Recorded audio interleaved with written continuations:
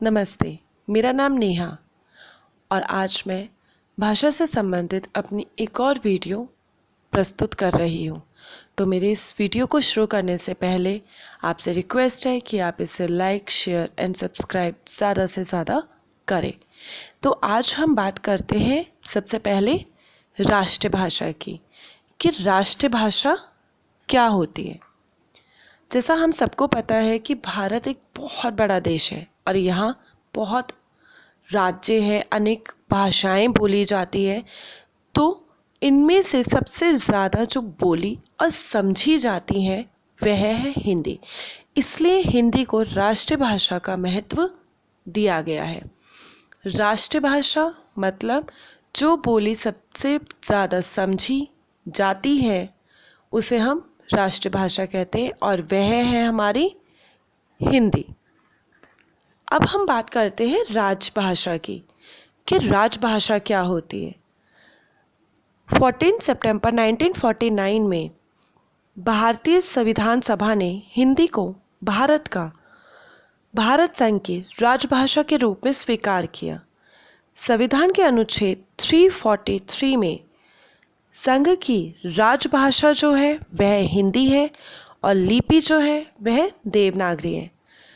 उत्तर प्रदेश, मध्य प्रदेश, राजस्थान, बिहार, हिमाचल प्रदेश, हरियाणा, उत्तरांचल, झारखंड, छत्तीसगढ़ राज्यों और दिल्ली एवं अंडमान निकोबार संघ राज्य क्षेत्रों में शासन और शिक्षा की भाषा हिंदी ही है।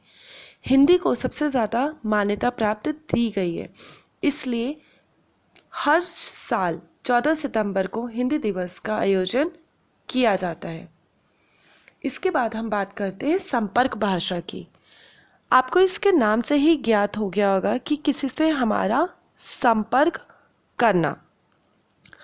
और यह जो भाषा है हमारी हिंदी, यह केवल राष्ट्र ही नहीं, यानी यह केवल अब भारत में ही नहीं, भारत के बाहर भी हिंदी को बहुत ज़्यादा सम्मान और प्रतिष्ठा दी गई है। इसलिए आज के समय में हिंदी अपना अंतर्राष्ट्रीय स्वरूप स्थापित कर चुकी है। इसे मॉरिशस, कनाडा, इंग्लैंड, नेपाल आदि में हिंदी बोली व समझी जाती है। संपर्क भाषा का मतलब यह होता है जो एक देश को दूसरे देश से मेल मिलाप करवाता है, यानी एक सूत्र में बांधकर रखता है। देश के अधिकांश क्षेत्रों में इसके अध्ययन की व्यवस्था है। यह साहित्य के साथ साथ ज्ञान विज्ञान, शिक्षा माध्यम तथा तकनीकी कार्यों की भाषा के रूप में भी विकसित हो रही है।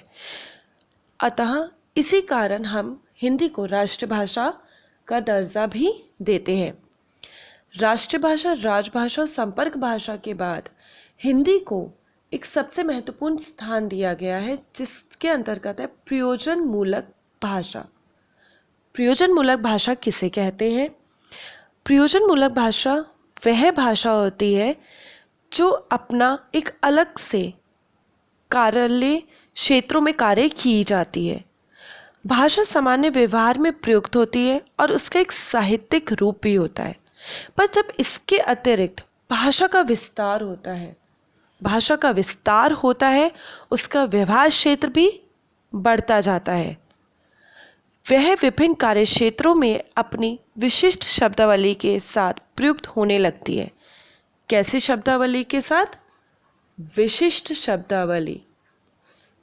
शब्दावली के साथ होने लगती है आगे कार्य, तो उसे हम प्रयोजन मूलक कहते हैं।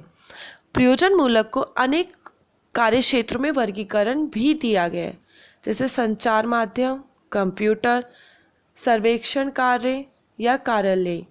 यानी इन सब में हिंदी को प्रयोजन मूलक भाषा के रूप में भी उजागर किया गया है। इन सब के बाद हम बात करते हैं बोली, उपभाषा और भाषा के बारे में।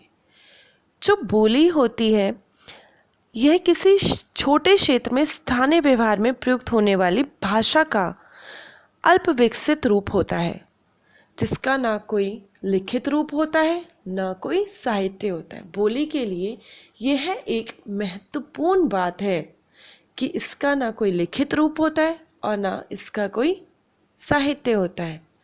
क्षेत्र विशेष में साधारण सामाजिक व्यवहार में आने वाला बोलचाल का भाषा रूप ही बोली है।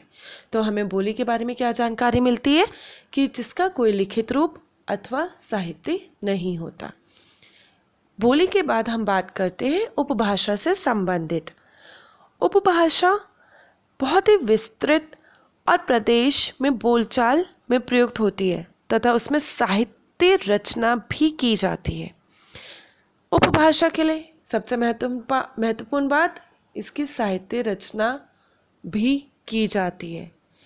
एक उपभाषा क्षेत्र में एकाधिक बोलियां हो सकती है।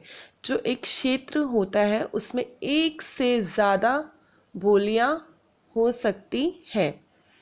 भाषा एक विशाल क्षेत्र में बोलने, लिखने, साहित्य रचना करने तथा संचार माध्यमों के परस्पर आदान प्रदान में प्रयुक्त होती है।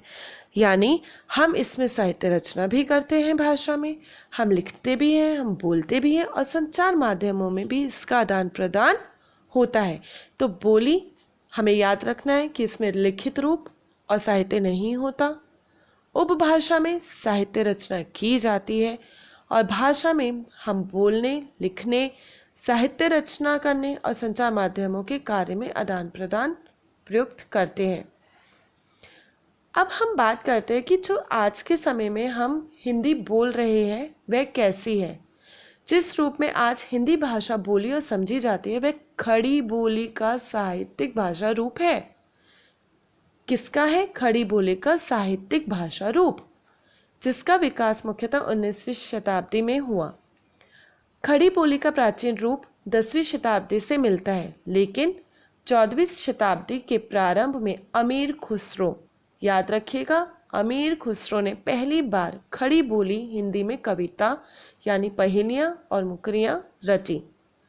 इनकी लिखी गई कुछ पंक्तियाँ: एक थाल मोती से भरा, सबके सर पर औंधा धरा, चारों ओर वह थाली फिरे, मोती उससे एक ना गिरे। यह सबसे पहले अमीर खुसरो ने लिखी खड़ी बोली हिंदी को प्रकाशित किया और जिसका आज हम इस्तेमाल कर रहे हैं जिस हिंदी का, वह खड़ी बोली का ही साहित्यिक भाषा रूप है। तो आज की इस वीडियो से हमने जाना कि किस प्रकार से हिंदी को राष्ट्रभाषा, राजभाषा, संपर्क भाषा और प्रयोजन मूलक में अलग अलग विभाजित किया गया है और बोली, उपभाषा और भाषा क्या है। तो प्लीज़ मेरे इस चैनल को सब्सक्राइब ज़रूर कीजिए, लाइक एंड शेयर भी ज़रूर कीजिए। धन्यवाद।